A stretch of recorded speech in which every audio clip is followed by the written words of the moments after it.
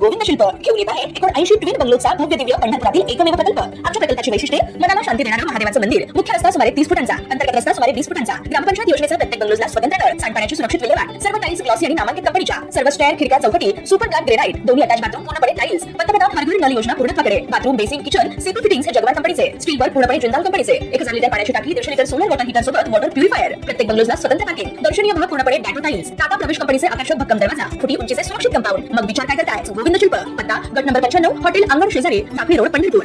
Social मीडियावरील ग्रुपवर केलेल्या कमेंटच्या रागातून एकाला भर दिवसा संपवले। कोल्हापुरातील जयसिंगपूर येथे तरुणाचा चाकूने भुकसून खून केला। गुरुवारी दुपारी 3च्या सुमारास ही भयंकर घटना घडली असून साहिल झाकीर काझी वय वर्ष 29 असे मृताचे नाव आहे। या प्रकरणी राजू लक्ष्मण कांबळे वय वर्ष 30 याला अटक करण्यात आली असून घटनेने परिसरात खळबळ उडाली।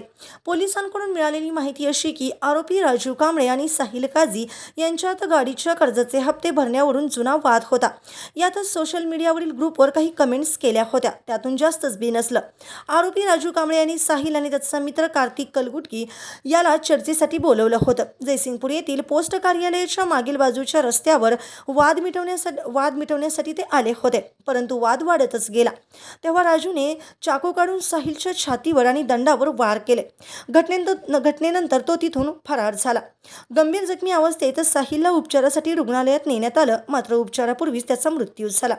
दरम्यान पोलिसांनी घटनास्थळी धाव घेत त्याची पाहणी केली। आरोपीच्या शोधासाठी पथक पाठवून त्याला अटक केली आहे। खुनाच्या घटनेमुळे शहरात खळबळ उडाली असून अधिक तपास सुरू आहे।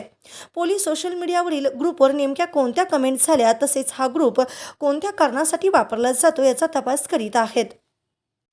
ताज्या घडामोडी पाहण्यासाठी आमच्या YouTube चॅनलवरील PVR म्हणजेच पंढरी वार्ता या न्यूजला सबस्क्राइब करा आणि शेजारील बेल आयकॉनवर क्लिक करा।